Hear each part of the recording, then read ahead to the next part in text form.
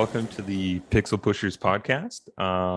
This is just going to be a really cool adventure of exploring the NFT space, kind of more in an artist focus. That's not to say we're not going to talk about some really cool stuff on the podcast ahead, but like I come at this angle as an artist, as well as our other co-host here.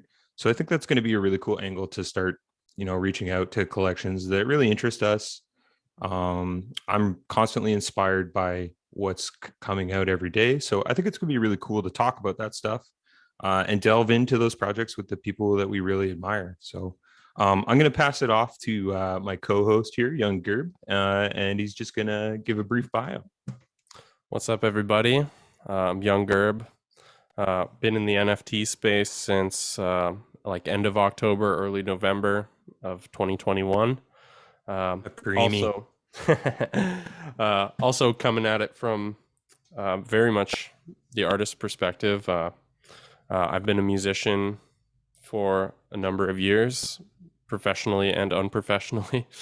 And I've also been doing visual art for quite a number of years. And for me, it was just, I got into the space initially because it seemed like an emerging market where fair compensation and community values were really being upheld. And Big Gooey here sort of tipped me off to Telos being a hot and emerging market full of really interesting people. And it's been a joy getting to know people and sharing my artwork. And this is just an extension of that even further.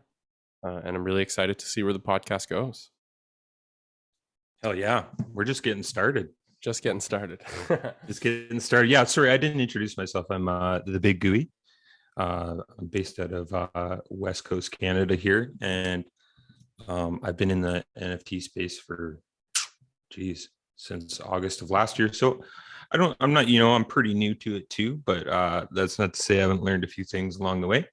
So yeah, I'm kind of alongside Gerb here. We've been doing lots of stuff on the Telos chain, but that's not to say that there isn't great stuff going on everywhere. So absolutely. So let's just dig into it. So maybe like tell me, Gerb, like what was the first collection that you worked on to like kind of start your journey into NFTs?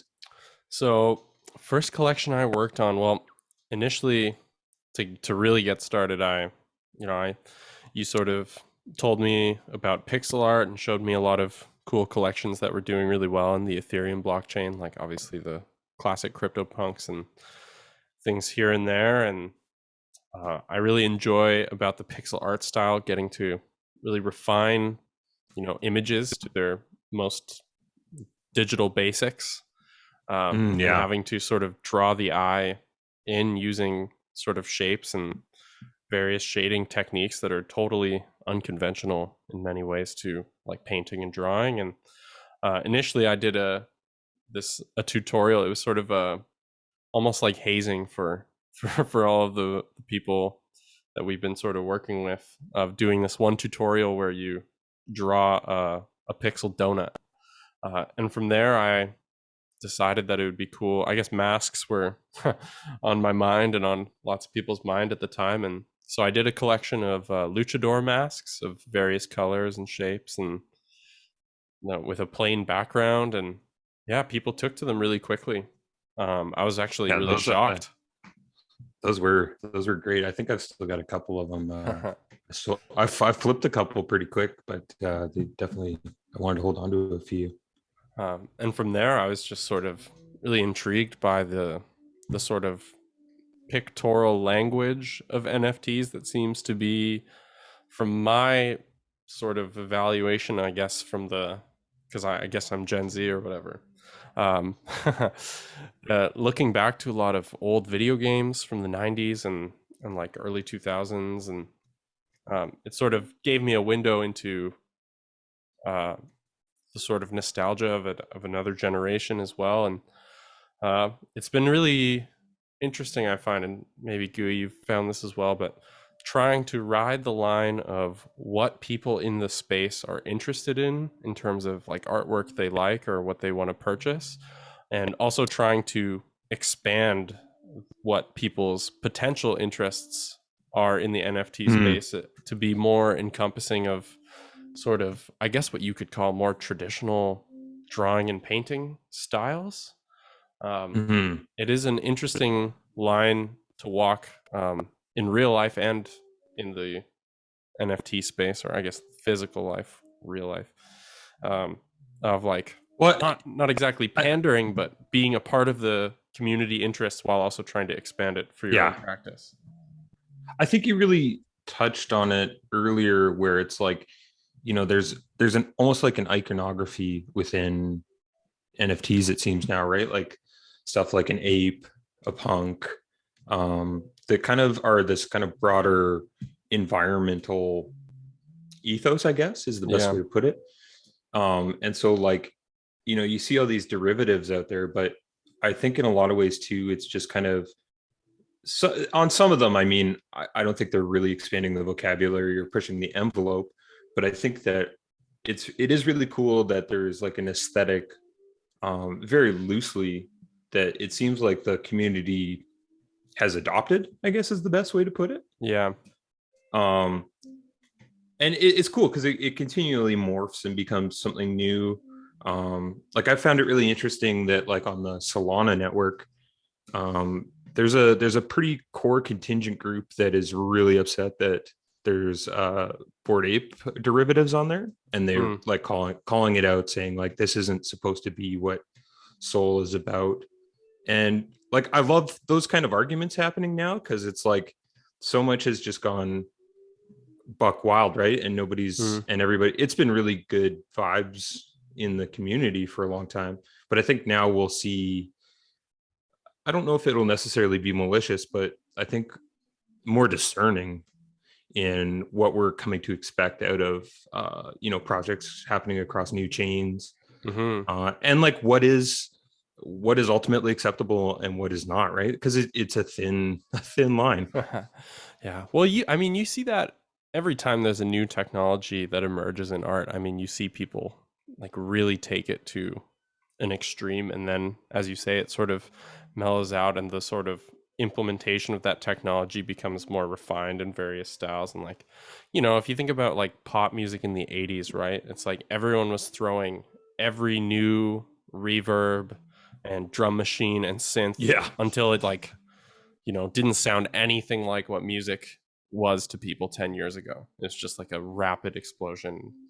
Um, and yeah, I think, this can very much be the same, and that, yeah, people will continue to have higher expectations. I mean, even since we started making Yeah. NFTs, the expectations for what the artist is to do in releasing a collection has, it's changed so much from just like, you know, hyping up something on Twitter and being like, I'm going to release these pieces on Area X marketplace at like this time or whatever Hmm. marketplace, and then people flocking to it. But now it's like you sort of start a community around the project, like an online community, before the artwork itself gets released, and it becomes more than just buying artwork. It becomes a whole like atmosphere or ecosystem of Hmm. communication and sharing, and um, that's super interesting to think about. Well, That's I not I really often seen.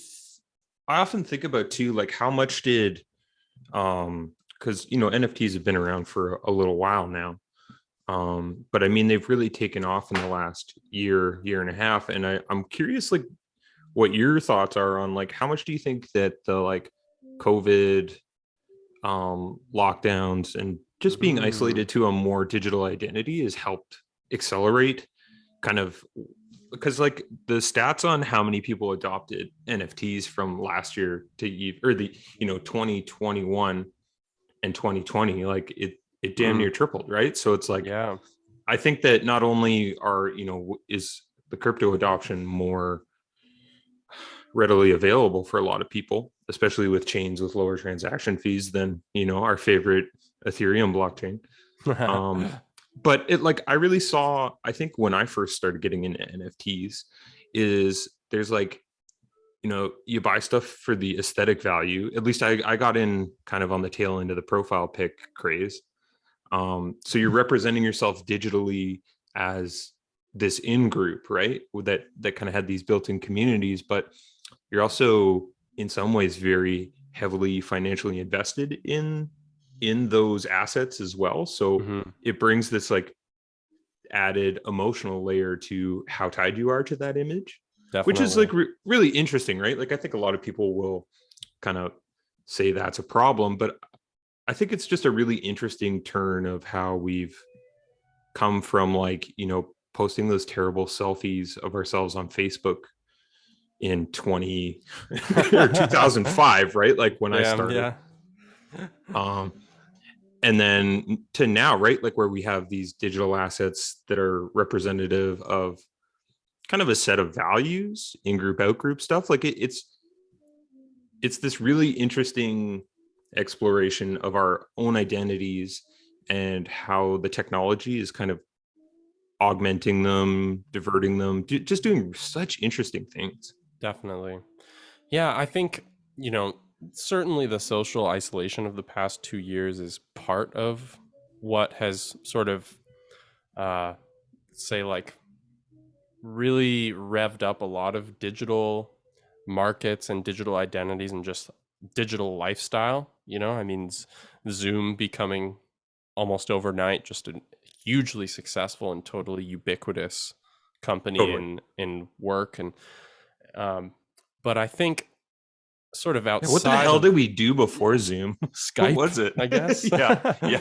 Every time it um, opens on your computer. I saw a meme that was like Skype had the best business opportunity of all time, and they Yeah, totally let Zoom just take it right out from under them, out of yeah, nowhere. so true. But I think it runs deeper than just isolation and like the sort of digital revolution. But you know, I think over the last 2 years and even before COVID, I mean, there was a certain distrust in our conventional financial systems that you can, really see take a huge uptick after the 2008 market crash. Hmm. And with so many people over the last 10 years sort of working towards a decentralized digital currency based future, um, I think that definitely the sort of, there's definitely been a lot of opportunity for people to distrust authority in the last couple of years. Yeah. And I think that does play a huge part into why more people got into cryptocurrency in the first place, sort of with everything going on in the world and the distrust of authority. And then once you're in that ecosystem, and you sort of, as you were sort of saying, abide by the tenets a little bit, or just are even just vaguely interested in like these alternative means of dispersing art or um, Hmm. paying for things, uh, that in and of itself will lead more people to NFTs, because that gives you something to identify with visually and Yeah. just like, Yeah. Well, I it's don't know, a like almost a spiritually. visual based culture now um, too, right? Like it just has accelerated that. so it's really fascinating. But yeah, I think more than the isolation itself, I think just the general distrust of hegemonic authority and moving towards decentralized Hmm. solutions to centralized problems, um, in so many areas of our lives would inevitably in some way, shape, or form lead many artists to really question, whether they're getting a fair go at their careers that they've been working all their lives. And yeah, I'm really happy to see something emerging. Even Hmm. I know that a lot of people have a lot of critiques about NFTs and the NFT market, and I don't know, it's almost become a meme in and of itself for people to make fun of people who are interested in NFTs. But the other Yeah. side of it is It's like, so okay, true. well, what's your alternative then? Like, do you Yeah. think that things the way they are fair? Are Yeah. you okay I with feel all of like this? I feel like, the normies that are like, my wife showed me um her Instagram feed, because like I haven't been on either like any of the Fang stuff for quite a while now. But she showed me like what the normie perception of NFTs are, and they're like, you're spending a Lambo money on an ape picture. And it's kind of like part of me gets upset about that, because it's like, you think this is a joke, because like it's not. But then the other side of me is like, okay, well, I don't want those people in my environment either, right? Like, it's such that like crypto and NFTs are still very much fringe in the main culture, but like it's so funny that you know the the main ecosystem of the internet, like Web 2, still is this like just fucking mess of social interaction, right? Like it's just Uh-huh. like a Facebook comment section is a vibe, right? Like what's going to happen And before it's like a anybody's food even fight. typed anything. Yeah, it's just a mess, right? And you've come to expect that, and now that's just part of your psyche when you're on the internet. Whereas, you know, they belittle us in the crypto world, and I think probably Web 3, as it's we're just washing money clean, and we're pirates of gangsters funneling guns into our community. It's like, no, man, like the community I found in NFTs is like what I'd always looked for Totally. in a, like I always tell people that it's like the inversion of what you've experienced, because people are helpful, they answer quickly, Mm-hmm. I had one of the Kong's guys. He's the like master chef dude on I believe it's the Filipino version. Damn. He's got two million Bars. followers, and he retweeted my art. And so it's like, it just got me thinking about how small the community still is, and how like I just reached out to him, and he answered in like 5 minutes, and like there's none of this um holier than thou attitude yet. I mean, I anticipate that the game will morph, and will, it's not going to be this way forever, and it can't be. But I really enjoy the companionship that I find, that is just, so much more common than any other environment, because we're all rooting for each other's success in a lot of ways. Mm-hmm. And, you know, uh, I think that like some people that I've met, where they come into this spot or ecosystem, and they like just make art and put it up, and they're like, why isn't this working? It's kind of like, you kind of miss the whole point here, right? Like, it's NFTs are a utility now in how we go about our lives, but the like sense of connection and community that comes along with them is kind of, to me, I think, going to be the more impressive piece of it all in the longer run, right? Like Definitely. we've moved away from the kind of bickering on the internet. Like I feel terrible, but like I don't even know what's going on in the news anymore, because I'm so absorbed in what's going on in this space, because it's so much more positive and Definitely. um creative, right? Like I some days you'll just have these like amazing connections and link ups with people, and like, I'll go a long time being like, oh, like I don't have any developer friends at the moment that can work with me, because everybody got soaked up everywhere, right? Mm. um Especially with the last little boom. But I you can make these weird connections where it's like, oh, my son's been programming for a little bit, and then you connect with them, and it's like, no, he's like a legit programmer who can, you can ask questions to, and then you kind of court them into the environment too. So it's, I mean, onboarding into the space is tricky if you're not into learning, I guess. Well, But there's definitely a learning curve. I think that there definitely is. turns a lot of people off initially because there's like a lot of apps, you know. That's what Yeah. people I've tried to get in. They're like, "Oh, why are there so many apps?" It's like, "Well, because it's new, because it Yeah. isn't all in one place yet." Yeah. It's And like maybe that's for the best. by the time there's the one app, you've missed out. When there's something that unifies it all, like you're okay, like I'm glad you're here, but you're a little Mhm. late. So But yeah, I have definitely also found that like this is by far the most respectful online community um in every like facet that I've seen and experienced. yeah. Um Oh yeah. and I feel, yeah, the question I get from people most often when or if I tell them I'm an NFT artist, because honestly, at this point, sometimes it's just like, it's not always worth the headache of like, oh, so you're one of those guys kind of Yeah, thing. yeah, yeah, yeah. But you know, if I suss out I'm that a graphic designer. yeah, exactly. Um, the most common question I get, well, actually, there's two. There's two. The first one is, why pixel art? And the second one is, who's buying this stuff? Yeah, yeah, And of course.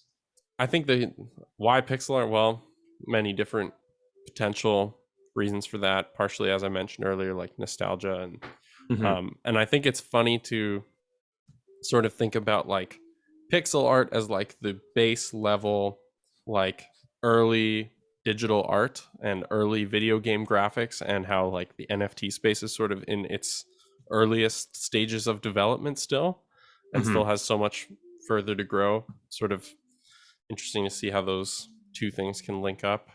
Um, and the question of like who buys this stuff, well, it's like who buys anything?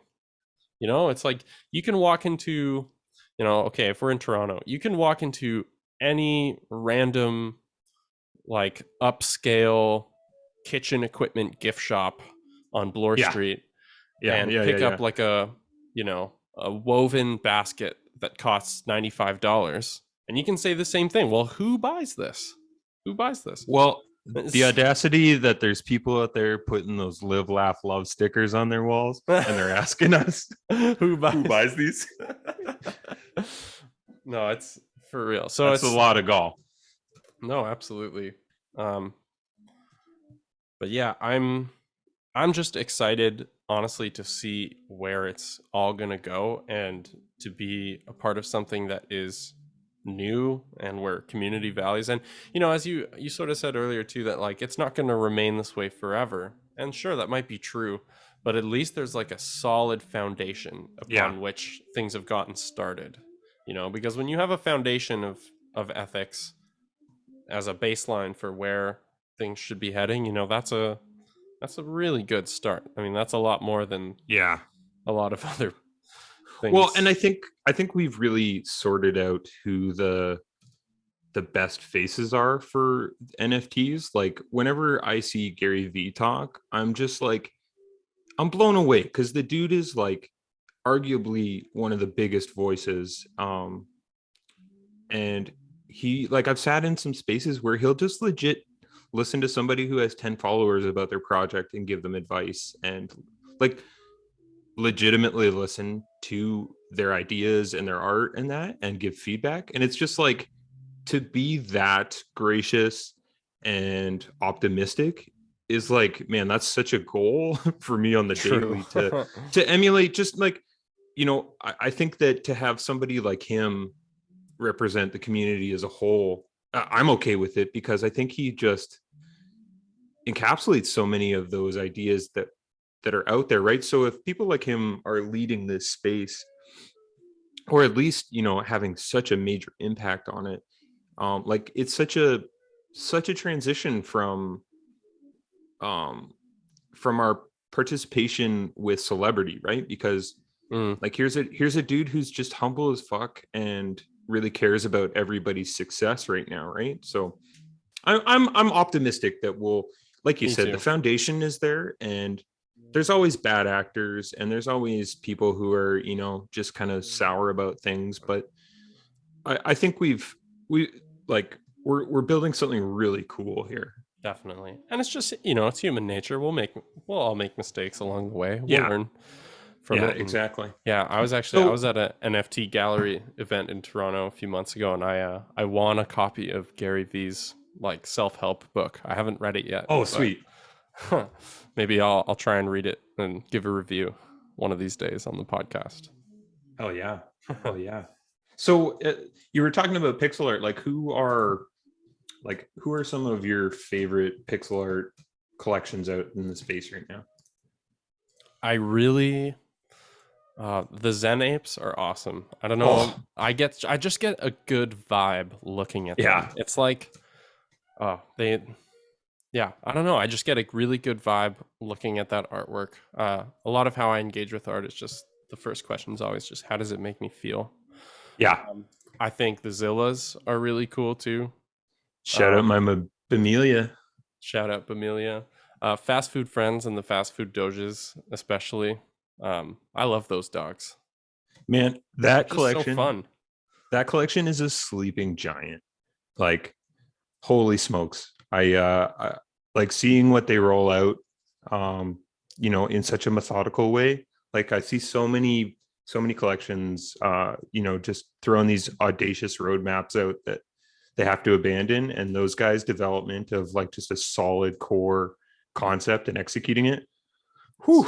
It's awesome. And yeah, that was I their that was my first experience being on like a whitelist and like kind of going into the whole like community of a release strategy and a drop. And yeah, it was just so cool to see everyone sharing the ones that they got and talking Yeah, about the collection and being stoked for it and all the engagement and excitement from people. It's just awesome. So cool. absolutely. I Yeah. So, also and those oh are on for dirt cheap right now. You want some alpha? Go pick up some Doges right quick. Do also it. the on the Telos blockchain, the this is a new one, but the Phantoms of the Metaverse collection Hell yeah.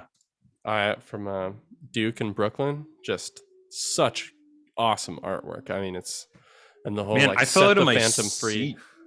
I fell out of my seat the first time I saw those because like I've never seen pixel art done like that out That there. was like Right. And totally original, extremely yeah. creative. Um, And like to see the stuff that Duke went to from like, he had those like killer packs of smokes that were yeah, like the one of ones. instant But classic. then to see him jump over to Phantoms, right? Like the progression of that dude's style, like I cry when I see his stuff because I'm just like, oh, why didn't I think of that? Like, why didn't I think of that? Totally. No, and I think a lot of pixel art has a tendency to be like very blocky and very like Yeah. bold and in your face almost. But the phantoms are just so like a lot of them are just elusive and they have this flowing Mm-hmm. quality to it that is, I mean, for those of you who make pixel art, it can be hard to give it a flowing quality. It's a matter of like really really subtle color adjustments and putting things sort of, it's almost like pointillism, putting Mm-hmm. certain color combinations next to each other in really subtle increments of change and sort of playing with light in that way to get it to really feel alive like that is just without even animating it either is awesome. Yeah. Yeah. um, Absolutely. Also, I've been loving the animations you've been making lately for like the Zillas and other collections. Man, it's been a blast. Like it definitely was one of those things where like I didn't know how to animate very well in the beginning. Um I mean, and then you just kind of like I blew through a whole bunch of tutorials on YouTube. Shout out Saltunes, man, you saved my life. Um anyways, so like I really like the idea of because like I was pretty knee deep into pixel art at that point, but hadn't done animation. And the thing that I'm learning, especially about the space, is like you just kind of do it and you figure it out on the way. So like I was taking gigs where like I got they wanted animations, but I wasn't like altogether certain I could do it. So it kind of added that pressure of like, well, you got to do it, right? You have to Hmm. make this work. Um, and I'm really glad that I did because it's just another tool in the tool belt for promoting, right? Because I think I saw that memes were such a huge thing within the space. Like you could blow up a collection on memes. Mm. Point in case is Zilla's like they got so much synergy from the community just going hard on it. Like even the ones that are still coming out are fantastic, but to be part of a community and to be able to bring an artistic flair that incorporates their art into a meme, I think just like one, it adds value to the community, I think, because you're engaging in such a fun and unique way, but it's also just like great when you throw it out there and people retweet it and it gets seen. And like the whole because it's not a static image, right? Like you catch people's eyes with animations far more than you do with um with just a still image. So Yeah, totally. Um, but yeah, and you've got a collection that's coming out pretty soon that I'm very hell excited yeah, for. hell yeah, Telos it's Punks. been a minute, Hashtag but I'm when really mint. when mint. Yeah, that's the question. No, it sounds like it's going to be probably mid February, mid to late February now. You heard it here first, Um, folks. heard it here first. Yeah, no, we're working on the marketing for it right now. I'm so excited about this project because it's kind of what made me quit my job and do this full time and somehow talk my amazing wife into that. Um, but it's been a journey to learn how to use a generative art program, um, and the like, and to just really make a collection that, like, I just made it one that I wanted to buy, because it's really easy to spit these things out and not really care what's going to happen. I've seen a few collections out there where I'm like, boy, the art department really could have used a boost. Won't name any Definitely. names. Um, uh, but I mean, even like you said before, right? Like there's something about pixel art where you can make it look simple, but it's very complicated. Um, and I really like that kind of art, and that's what I keep in my wallet. So that's the kind of stuff I wanted to make. Um, and then also, like, it's an homage to CryptoPunks, but it doesn't feel anything like CryptoPunks. It's got I agree. just super colorful, much more saturated.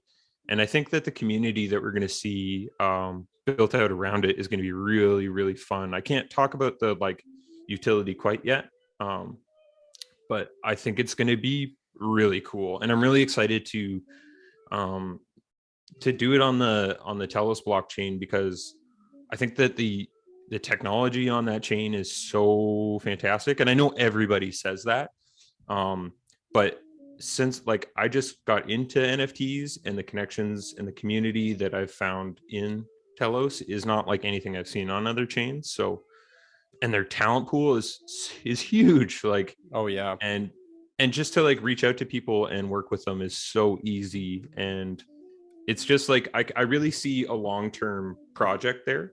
So that's why I like, I catch a bit of heat and people are like, what the hell is Telos? Which I don't mind anymore. At first I was like, oh, what did I do? What did I do? But now it's like I see all the stars kind of lining up here for, because I really do believe NFTs are going to be this multi-chain thing. Like, think about how many wallets you have for NFTs right now, right? Like I've got at least 5. So I'd like to think that degens are doing the same kind of play now too. Mm. And to launch the first collection on a blockchain is a pretty big honor too. I'm really stoked on that. To really kick it off. So, I mean, we'll see how it goes. I'm super optimistic. The team that we've put together and is working on it is just blowing me away. And I can't wait to see the reception, because it's like kind of the culmination of all of my skills up to this point, and I'm excited to get it out there and start kind of really hitting the road with it. Yeah, we're all super excited as well. Yeah, Um, I'll definitely have more updates to give you guys. So uh, and so, do you have any hopes specifically, or any goals for the future of Telos as a blockchain with NFTs on it? oh yeah, for sure. I think that I think that people, at least what I'm seeing right now, like the soul market is going nuts. And I think it's because you don't have those gas fees, so you're instantly making more on sales than you would have before. Because, like, think about, you lost money to a gas fee, you lost money to the royalties, you lost money to the like OpenSea that takes 2.5%. So by the time you get paid out, I watched uh, one of these YouTubers break it down. And it's like you actually lose money sometimes when you're selling on OpenSea if you're not smart about it, right? Mm. And potentially your profits aren't the same as they would be on something like Solana, right? I've already made more money on Solana than I ever did OpenSea, but I wasn't on there for very long either. but that idea that, transactions are pennies as opposed to, what's gas at right now. Oh God, I don't even know. Like anytime I even go for a free mint, I'm like, oh god damn. So I think that we're gonna see blocked, like I said, like Harmony 1 is another one that's really popping off right now, and they're the same, right? Is the delegated proof of stake and super low transaction fees, because their networks are just built better. And like, I mean, people dunk on Sol, and I know it bottlenecks all the time and they shut down. But I think that it's going to be a really important example to see a market that is built on high volume transactions, with low fees, that doesn't go down ever. Wink, wink, Telos. But I mean, I think we're going to see more of those kind of chains emerging and being NFT players, because who wants to pay fees on anything anymore, right? Like, No, totally. like just to the transactions for Telos, if you stay on the native chain, is zero. Like That's awesome. the way we've been working on Area X is it just opens up so many angles, like what Duke and Brooklyn are doing with Phantoms, right? Is the utility, or like the functions aren't completely there in the market to execute what they want, but because there's no transaction fees on transferring NFTs through wallets, they've come up with these just like wonderful workarounds for how to make a unique project on the chain while building a lot of excitement in being kind of in ingenuitive about it. Maybe that's not a word, but you know what I mean. Like they've just found a way to make what's their work. But there's also Definitely. like a fantastic development team, on that marketplace that like you can talk to one message away, right? So it's like I've I've been able to talk to Syed at Area X a ton and give my feedback, and he's so receptive to it. So it's like, I don't know who on OpenSea is going to pick up the phone. I see a lot of people bitching about that. Um, and just to like, I don't think we're going to see any markets emerging in 2022 that haven't taken into consideration just what a blundering failure the customer service side of OpenSea has been, and how much they've really plundered from the community. Like, I think that you've seen a lot of synergy with Looks, and SOS, and those kind of drops that are courting people away from an environment like OpenSea.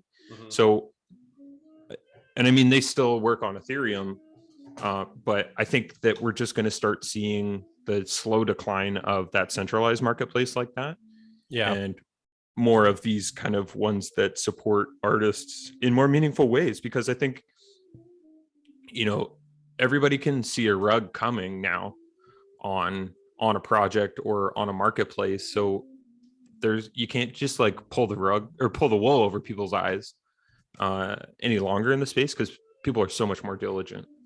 Hmm. And nor should you, right? Like, nor Yeah. should you.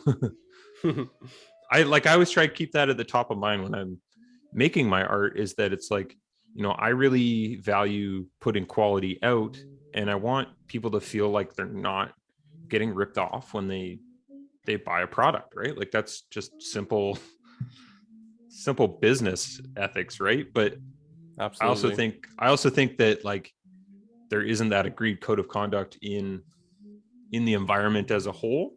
Like, I mean, there's tons of honorable players and they know who they are. Um, but I think just like if you feel good about the product you're putting out, like that community and that the people that are rally around it will see that, right? Like Definitely. it's It like you said translates.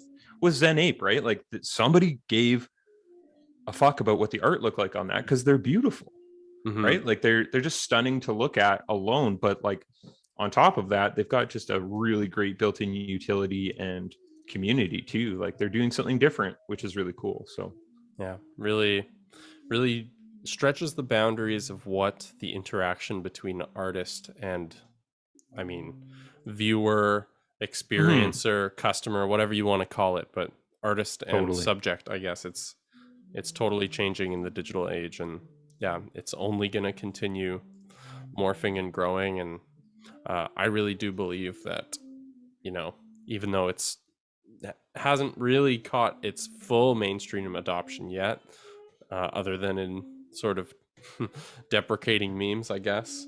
Yeah. Well, NFTs will Chappelle bought an continue. ape, so Yeah, that's we're one step closer.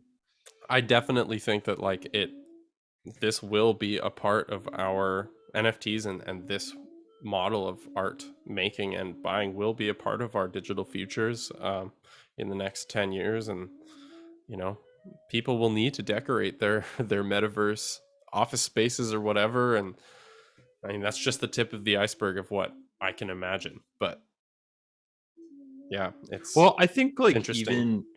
even just the like I remember it took me a while to even grasp what NFTs were and how they worked, but like as soon as that clicks, it's such a different philosophy in your relationship to even just ownership, right? Like it just it's such a cool reimagination of a marketplace that is so much more equitable for the creators than like companies coming in and pipping stuff out. Hmm.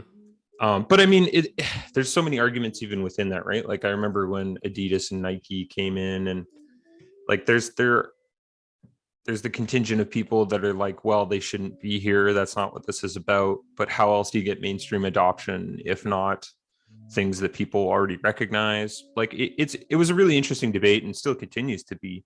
Oh, But I yeah. think that there's deeper meditations I think we need to have within the community about like what does success look like um, in the NFT space now in 2022. And I mean, you can't have consensus on that, but um, like, do we want celebrities piling in for our provenance, or do we want to shape something completely different where they want it like what's happening, right? Is they want in, and they're we're not endorsing them, they're endorsing us. Hmm. um Hmm. if like look at Stephen Curry, right? Nobody paid him to pick up an ape, but he identified with that brand, and that added so much value with him being there. um but that's a traditional advertising model in some regards, right? Like what what will NFTs do to celebrity once they're more adopted, right? Definitely.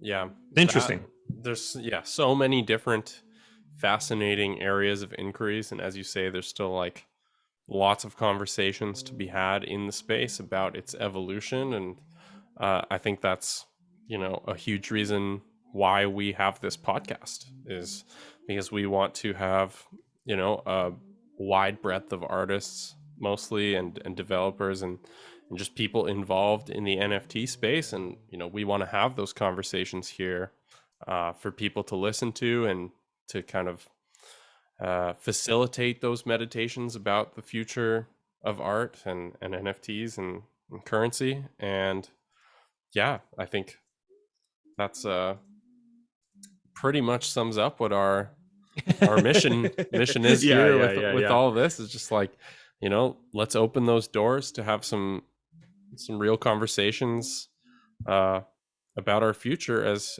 artists and people who are going to be leading increasingly digital lives. It's not something we Yeah. should just let happen as it will, or as companies might be sort of hurting us to do. But, you know, we got to take it into our own hands to have conversations like these ones. And I'm excited for Well, all the guests that we'll have in yeah, the future. It's going to be I'm really awesome. excited because I think that like the people that we want to feature are self-starters in their own right. Um and like I mean that's what builds this space out, is people just doing their thing and not asking for permission. So like I'm excited to sit down with people that have that kind of same philosophy where it's like, no, I'm just going to get it and I'll ask permission later. Hmm. um like I think that's really powerful in artistic space, is to not really care and just go for it. And I think like I see so many of those people out there, so I'm really stoked to like sit down and chat about you know all things artistic, but and even things about their project. Like it's gonna be really cool. Yeah. Well, to our listeners, if you have any questions about anything we talked about, or know of any collections that we should check out, or if you yourself have a collection you think we should check out, any of that kind of stuff, drop it down in the comments. You can find both of us on Twitter, Young Gerb and the Big Gooey, and if you check the little info link for this video, you can find all the handles and such. Yeah, like this video. Smash that like button, guys. Like and subscribe, everybody. Yeah. Hit the bell so you never miss an episode. But yeah, very excited for the future. Sweet, man. Well, yeah, I'm really excited, and this is the start of great things to come. Boom.